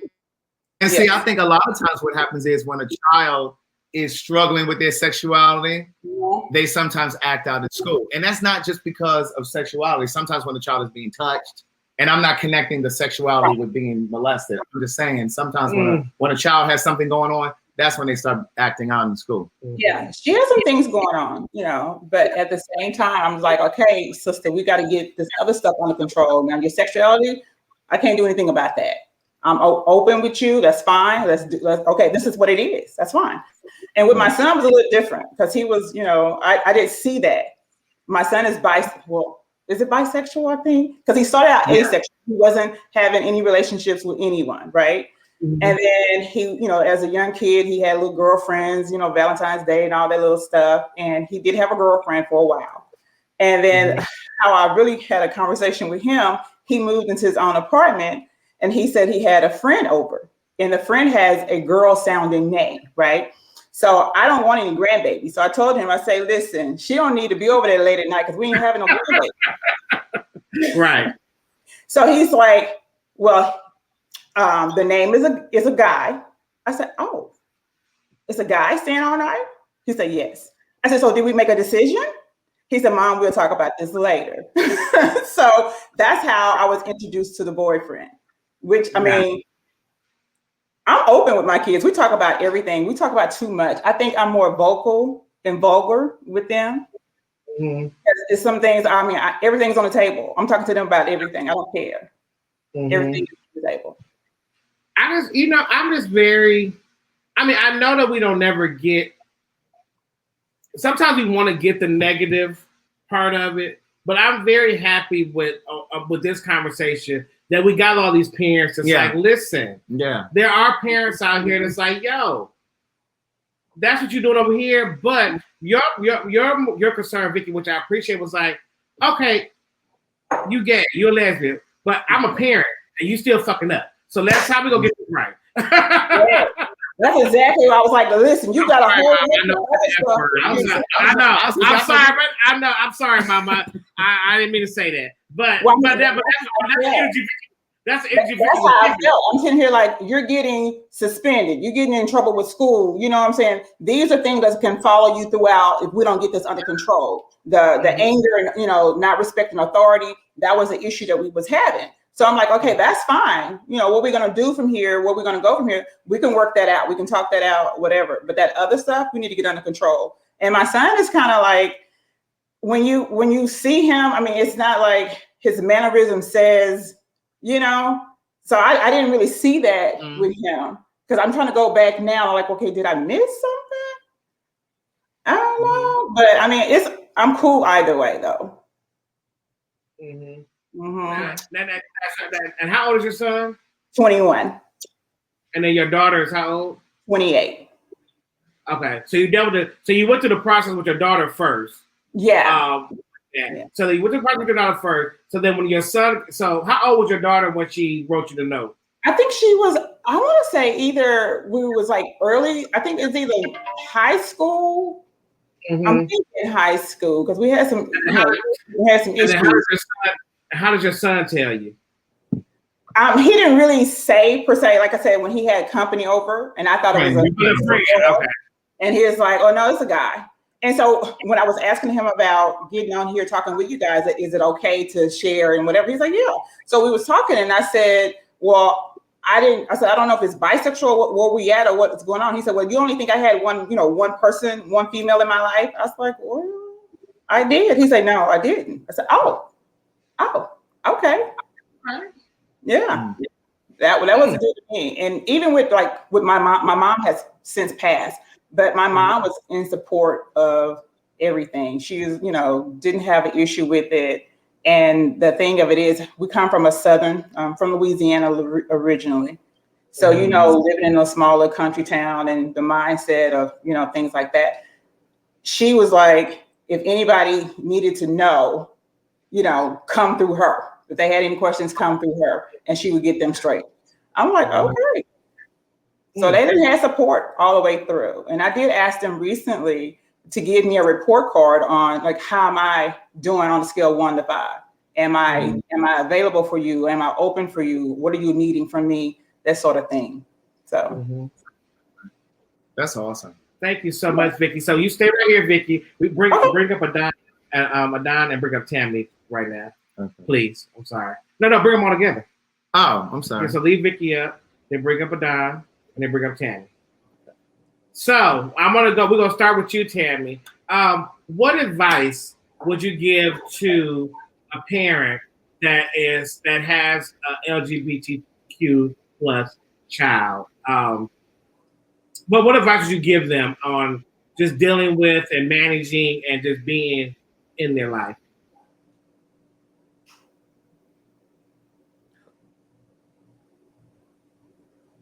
Are you still? Well, you mute. I'm about to say, girl, why can't I hear you? Sorry. There we go. My first advice would be to listen. Mm-hmm. Just listen, and also to not let yourself, not be hard on yourself for not being or for needing time to adjust. Mm-hmm. Okay. Because there's guilt that comes with that. You feel bad about it. Yeah. My advice would be to step outside of yourself, because quite honestly, it's really not about you. And as parents, sometimes we have a hard time with separating our children because we look at them like they're an extension of us. And it was my daughter who had to say to me, I'm not you. You have this expectation of me and I'm not you. So they have to be who they are. And it's really stepping back and really being there for your child, just like you're there for them when they're babies. You have to be there for them in this, because in this, they're babies too, because they're trying to figure out who they are. And because they've been fighting and struggling, you know what I mean? And they're finally standing in their own truth. You got to really be there for them like you would when they were babies, and let them know that I love you unconditionally, and be there for them so that they can talk to you about what they're going through. And they, like with my daughter, I make jokes all the time. When I told her, I said, listen, you need, because she doesn't have a lot of lesbian friends. And I was like, we need to find you some like little lesbian mentors or something, because she's always around a lot of guys, but she's never really around a lot of lesbians. And so just because I want her to have community, you know what I mean? Always around men isn't really, you know what I mean? So, but I have to let her be her and find her way. And so as a parent, I just suggest that you love them through it and just be there for them. And even if sometimes you're uncomfortable with it, remember that this is your experience that you're having. Because like you said, Derek, you don't want to inflict unnecessary pain with them while you're trying to resolve your stuff. And again, when you're trying to resolve your stuff about your child's sexuality, that's you. It's a you problem. It's not their problem. You see what I'm saying? So you got to really deal with your stuff on your own and be there for your child, because they're going through, and this is a new experience for them, and they've got to deal with the world. They don't need to have to deal with home too. They need at least a base to love them. So that would be my opinion and my suggestion to a parent. Just remember, this is your child and you love them. I know someone who personally, once they found out their child was gay, they did kind of cut them off. And to me, that's your child. And again, that's because of your own stuff. And so that would be my advice to them, is just love them through it and be there for them, and then deal with your own stuff later. And then you can talk to your child about it though, but you know what I mean? And work through it, but be that soft place for them to land. That would be my suggestion. Vicky, same question to you. Well, I was going to say, like she was saying, I try to create a safe place for my kids, no matter what's going on, whether the relationship is going well, or if it's not, or indifferent. Just being able to let them know that I'm here. I don't want them to have, if something's going on, that I be the last person that they call. I want them to be, I want to be on the top tier. If something's going on, good or bad or indifferent, they can call me and we can have a conversation. And just allowing them to be them, because you don't want to, sorry. You don't want them to not be in your life. You know what I mean? You want to have a relationship. And the further you keep pushing your ideologies on them, they're going to pull back and go somewhere else. And like you said, like your mom was concerned about you tending to these different dark places and dark avenues. That's where they're going to go, because if they don't have peace and love at home and the outside world is giving it to them more than you're giving it to them, that's where they're going to follow. So just make sure you create a safe environment, and also to do a self-check on yourself too. As parents, there's no handbook. I mean, we don't have all the answers. And then sometimes you got to bow down and just listen. Well, you ladies, thank you ladies so much for being open and honest and sharing you guys' story with you. We really appreciate you, ladies. Thank you. I love Black women. I do too. I really, really love Black women. But thank you guys. Thank you so very much for this. Thank you, ladies. Thank you. Thank you. I'm not got a question for you, Craig, because Vicky said something really good. What's that? I said Miss Gladys is still here. My mom is still here, and she said something that I want to pose that question to both of us. Okay. Is that if you had to grade your parent from a 1 to 5, on 5 being the best, 5 being the best, 1 being the worst, where would you put your mom at?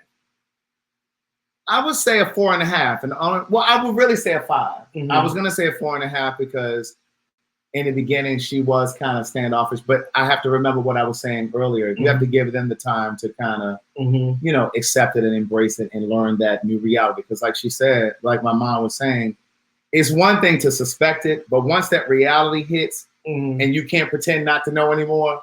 So, but no, I think she was a 5 because, she started researching and looking up stuff. Like she was watching Queer Eye for the Straight Guy before me. Like I didn't even know what that was. And she said, there's this show called, so she would always tell me stuff and she'd read articles and send them to me. So I think she was a 5. Okay. I would say I would give my mom a 3.5. Okay. Only because we still have, as you can see, we still have work to do. But she did broach the subject. But she I did. will give her credit for that. So so a 3.75. Yeah. More closer to a 4. We ain't a 5, but we are there. We're on our way to becoming a 5. Don't know how long it will take to get to the 5. Yes. But we're gonna get there. Right. We had 2 people pop into the room. We're gonna go with the first person that came in first, which was David Trimble. So let's pop David up. Hey David. Hi, how are you guys? I'm well. How are you? Good. I love you guys. I swear I do. And y'all, to the parents and to you guys, y'all honestly have, at 28 years of age, y'all have like opened my eyes. And I'm gonna share this to my mom. She's actually crocheting at home in Illinois, and I'm in Milwaukee, Wisconsin. But I'm gonna share this to my mom because it was with my life and my lifestyle, it was very emotional. And it was all I wanted in my life was for her to know. I didn't care about nobody else knowing about me, but I wanted my mom to know. And a lot of people, sometimes, especially as a child, me being the only boy and a baby boy of 4 older girls, it was hard. It was hard to come out because my mother was more accepting. And I'm gonna say this, even as being young, like I heard gay. You're gonna be gay, you're gonna be gay, you're gonna be gay. I didn't know what it was. Genuinely did not know what it was, wasn't thinking about it. But I always tried not to justify who I am to anybody because I know who I am. I'm a God-fearing man and I know who I am no matter what. But when I told my mother, I was scared. I was terrified. And she wasn't the type to shun me, but it was more so you always got that one fear in you that will she accept you or won't she? You love your mother. My mother, when everybody go through their trials and tribulations and you love her, but you always got that doubt in your mind, like, is she going to accept me or is it going to be over the top? I had to calm my mom down at one point when I first told her, and I told her at 21. I saved myself till I was 21 of dating and everything. And then I'm like, when I first started dating a female, it didn't sit right with me. I'm like, this ain't me. I know it ain't me. So I'm like, I had to tell my oldest sister, and a crazy thing. I think we may have lost him. We may have lost you, David. David, if you just take yourself out and come back in. Yeah. And we'll bring up Powerful. Hey there. Hey, Powerful. Okay, you hear us? Hey. How you doing? Well, my story's a little funny. Yeah, I can hear you. Okay. Can y'all hear me? Yes, we can. Can you hear me? Yes. My daughter, I always told my kids, tell me, you talk to me, you can tell me anything. And when my daughter was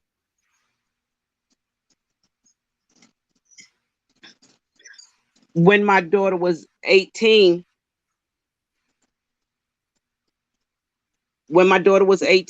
that's when she came out. But I knew my daughter was gay when she was 15 years old. But I knew that I needed to let her make that decision on her own.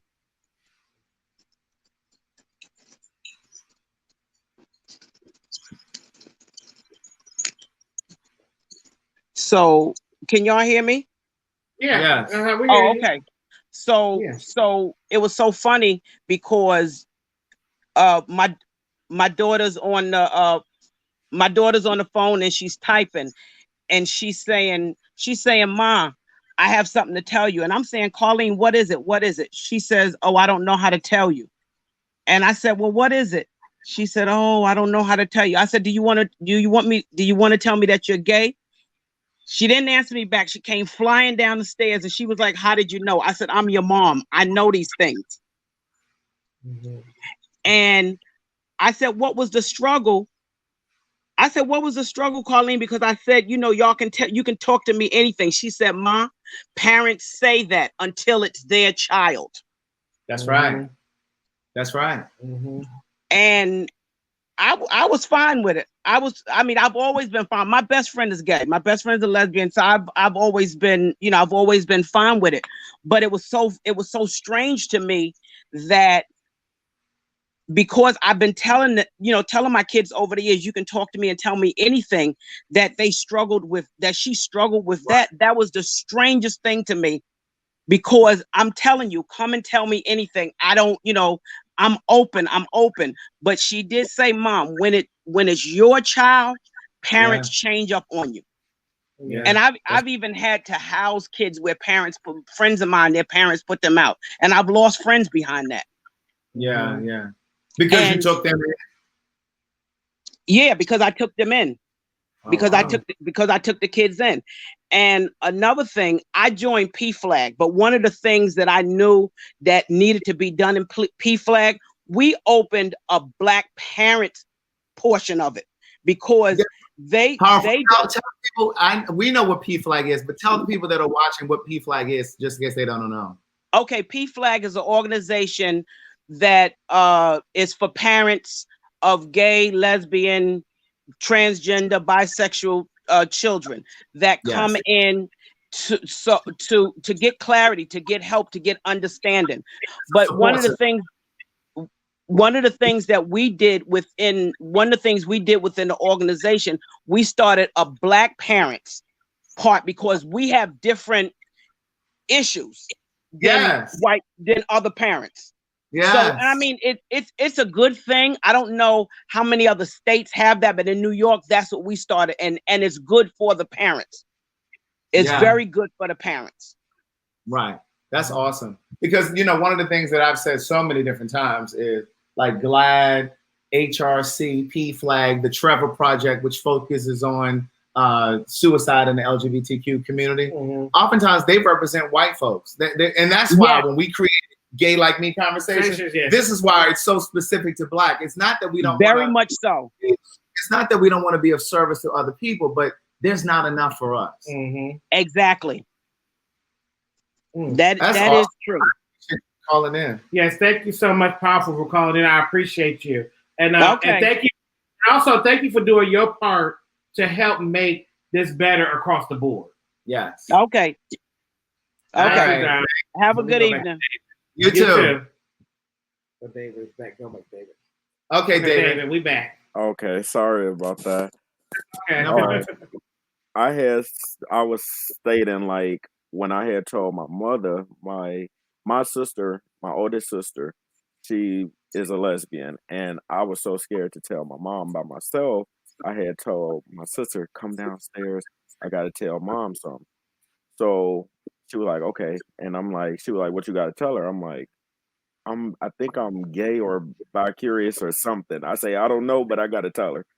And she was like, "Okay." So I went down there and I said, "Mom, Dad, I got something to tell you." And they was like, "What?" I say, "I have a boyfriend." And it just came out. I was like, "I have a boyfriend." And they was like, "Okay." And I'm like, okay, that's it. Okay. And they was like, yeah, I already knew you was gay. And I'm like, how did you know?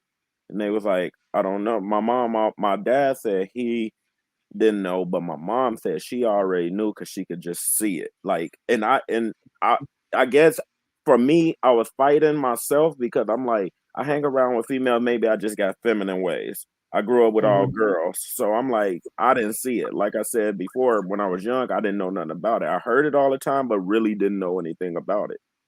And um she's it's a difference when you say, okay, I already knew it and I accept it, but then you start seeing a little bit change in it too.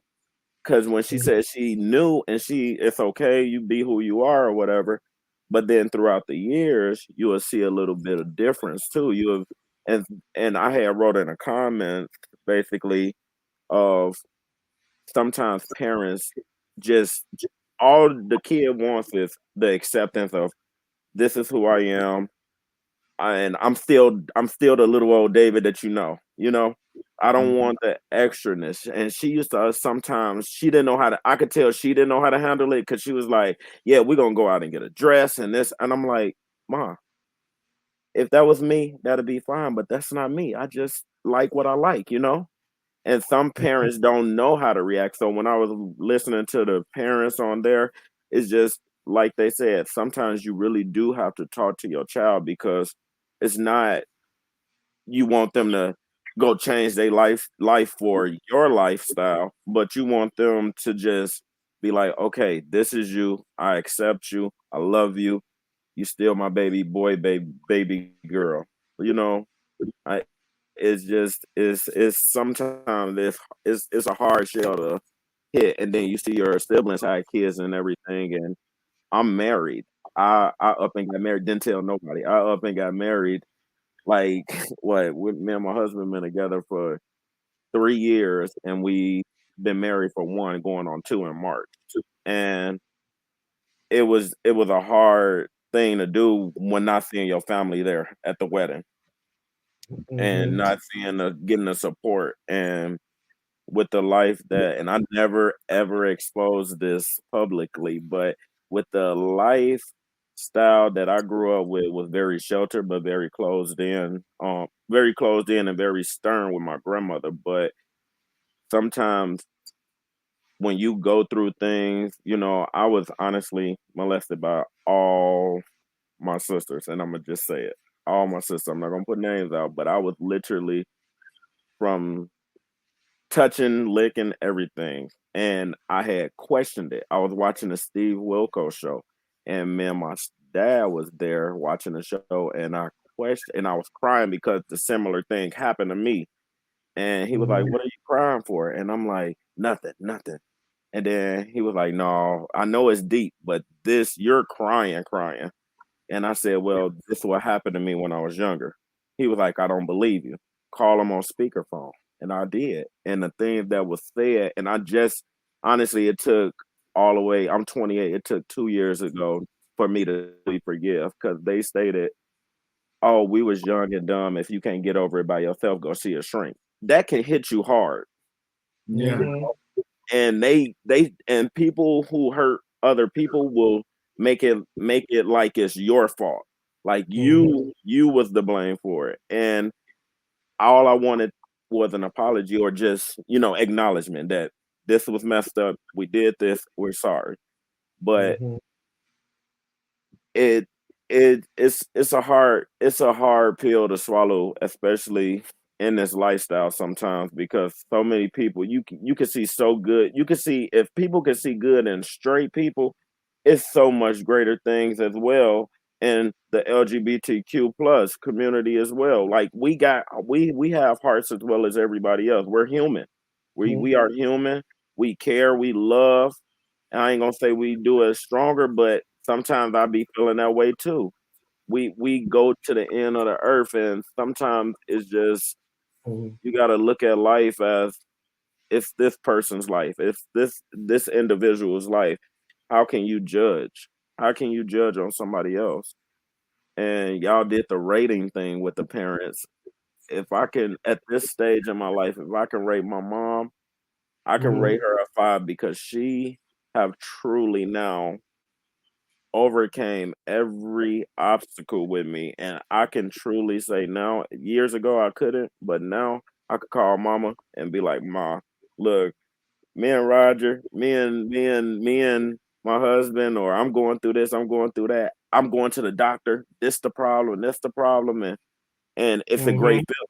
It's a great feeling, and I pray every day that everybody who, whether you're straight or gay, lesbian, bisexual, or any whatever your sexual orientation is, I pray that everybody get to have that one person in a corner or multiple people in a corner that support them and they can freely speak out. Because the more you bottle it in, the more it will tear you apart. Thank you so much, David, for coming in, and I'm glad you popped in because now we was able to hear from a child side of it, and I appreciate that, and we will love when we have some other conversations coming up later on that we will love to have you a part of. So make sure you email us your information so we can reach back out to you. Okay. Okay, will do. Thank you, guys. Thank you so much. No problem. Craig don't know what he's doing. Hold on. I'm sorry. I was trying to get. Okay, we have our resident journalist, Amber. You can't come up here talking a whole bunch, girl. Because we're wrapping up. We're wrapping up, Amber. Hey, Hello, Amber. We can hear you. All right. Well, I just wanted to come in and say a few things after listening. Because I wasn't gonna come in like No, wait a minute, Amber. Wait a minute. You breaking up a little bit, girl. Where you at? I'm at my sister's house. Can y'all hear me now? Yeah, we can hear you now. Go ahead, back. All right. Well, I just feel I have a difference in opinion with the whole acceptance thing with parents. Like, I don't feel like it's something that they necessarily have to come around to accept. I feel like it's more so they should unlearn what everybody else has taught them about gay people. Like, it shouldn't be an acceptance thing. It should be an unlearning type of situation because a lot of parents, they're not honest. Like, you feel that you used to feel that way until you had a gay child because of religion. So that's what it is when they say that. And I feel like that wasn't talked about enough tonight. And I ain't trying to talk about it mom or nothing like that because I don't do stuff like that. But I feel like that's what it was in a lot of cases. And some people don't really be honest and say that. That's all I really want to say, just about to accept the thing. I feel like we sometimes use a different terminology or the wrong terminology rather when it comes to these kind of conversations. Right. No, I get that. And that's a valid point. That's a really good point. Thank you, Amber. You're welcome. Bye. Bye. Go ahead. Okay. So I can't remember what the email was. Oh, right, the one that emailed us and was saying. Yes. Okay, yeah, I forgot. I'm glad you remember that. Yes, I don't know where, but we was gonna read his email, but we had another parent that was getting ready to come on, and I got it. There we go. You want to read it? Yeah. So I'm not gonna. Well, she emailed it, so she was supposed to come on as a guest, but as she said, last week my daughter sat down with me and told me that she identifies as trans and not a lesbian. Since then, I've been thinking and praying on whether or not I should be on the panel and discuss it, being she doesn't want to tell everyone else yet. She's only 10 years old, and the minute she told me that she was trans, I got into protection mode because I know how family and the world can judge. So she is so young, and after thinking about it, I want her to come out. I want her to come out the story to be her own. I myself are still coming to terms that my daughter wants to be a boy, which I'm okay with. But to be honest, I am very emotional over it. She says she's going to be watching the show tonight, and she says okay that we can talk about this over the show. I mean, we can talk about this on the show. And she basically said in an email that she was crying as she was typing this email. Yeah, and she was saying that her daughter now wants her to call her, him, and he. Her pronouns would change. And so she asked us for suggestions in terms of like who she can speak to. And I'm glad you remembered to bring this email up because I completely forgot. But when Powerful was talking, and she mentioned PFLAG. PFLAG is a good place to start, especially if they have a section for Black people. But PFLAG would be a great way to start. If that is not a good match for you, then I'm not sure where you live. Just Google in your area parents of LGBTQ children and see what comes up. And then, because I'm sure there's support groups in your city. This was a great conversation. It was. Yeah, I'm trying to tell you, it took everything out of me not to be an emotional wreck. You did good. But I did good. I held on. I stayed strong. You did. I stayed strong. But it was just, I'm happy to be able to share these type of stories. Yes. Yes. And not to always be a negative story. I know there are Black women out there that support their children, that stand by their children, and that are there to raise their kids to be the best person they can be, regardless of sexuality. The only thing that I would say, I love the conversation. Yes. But I always be looking for something else. I know you do. The only thing that I would say is it would have been really nice to have some fathers on here, some Black men fathers on here who embrace their children. And and we don't have that on here, right? But we could. Yeah, we can throw that up in there. We can throw that in there. So we will do that. We'll find that. But what do we have up next? All right, so listen, we are ready for this next season. Yes. Of episodes of shows. We curated this. We did take some of your suggestions as well. Our next conversation, again, it's going to be on Sunday because our new night is on Sunday. Yes. So it's going to be 2 weeks from today.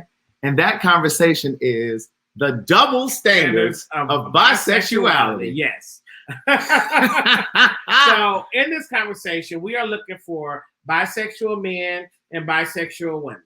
Because what we do know is that bisexual women are way more accepted in the general population of the Black community than bisexual men are. And for me, I'm not a firm believer in bisexuality. You're not? No. Okay. But we will have that conversation. But so that's just me. But you know what I will say though is, because remember we promised them that we would allow Black women, heterosexual women, to participate. So I would even say Black women, if you want to participate in this conversation too, because I think it's probably important to hear from them and why they're more accepting of a bisexual woman than they are a bisexual man. Because some of them who identify as Black straight women probably dipped in the lady pond before, right? In college, right? But if a man had one experience, oftentimes in the Black community, oh no, he's gay. Yes. So I would venture to say, if you're a Black person, come talk to us. Come talk to us. So we want to have this conversation. So 2 weeks. What date is that? That is on the 21st, February 21st. Yes. Let me put the flyer back up. Yes. It's February 21st. February 21st. And if you want to participate in that conversation, please email us it's scrolling at the bottom. Yep. It's glmconvo@gmail.com. That's glmconvo@gmail.com. Email us. Let us know that you're available and you want to participate in this panel. And please check your schedule. Yeah. Because a lot of you will email us, especially. Well, we did, but let me say something. Tonight, we did not know it was Super Bowl. We did not know it was Super Bowl. We didn't know nothing about Super Bowl tonight. Right. So we apologize for that, but we want to appreciate to all 300 of y'all that was with us tonight. Yes. We appreciate you guys. We do have to do some housekeeping. We do. And some of the housekeeping is, y'all see these new lights, so y'all see this new camera, y'all see all this stuff, and this shit costs. So y'all see, I left my other phones upstairs. So okay. I'm sure you guys have donated to the GLM Convo Cash App. Right. And I want to say thank you to everybody, but I don't have the phone to tell you who it was, but I know you guys did. And if you have not, please send us a cash. It's on the side. Oh, not over here. Oh, right here. Oh, right. Yeah. That one. Yeah, it's up there. It's up there. So please do so. And this is our first show. It was. And I want to say thank you guys for everybody. Like, share, subscribe, tell your friends about it. Get this. This channel could be amazing. Like me, Craig and I decided to take it from off of our individual channels, make it one channel. Yeah. So we would love to get 100,000 followers on this. Yes, that would be amazing. Yeah, we're speaking into existence. Yes, it's going to happen. Yes, indeed. Yeah, we're going to have 100,000 followers on this channel. So please like, share, subscribe. You know, we post on your social media things, on your Facebook, on your Twitter, on your Instagram. Let people know to come and have this conversation with us. Right. And anything that you contribute over here to GLM Combo, we're going to use that for production costs. Yes. You know, we have an intern that helps us. She reaches out to all of the guests. We pay her. And of course, again, for the lights and all of the flyers, all of this stuff that we have to pay for, the photo shoot that we did. Yeah. So anything that you contribute there, we're going to use that for production costs. So thank you very much for supporting what we do. Thank you for being here after the break, because we know we were off for a couple months for the holidays and that kind of thing. But we back. But we're back. So we'll see you guys in 2 weeks. Yes, in 2 weeks. Thank you, guys. All righty. Bye-bye. Bye-bye.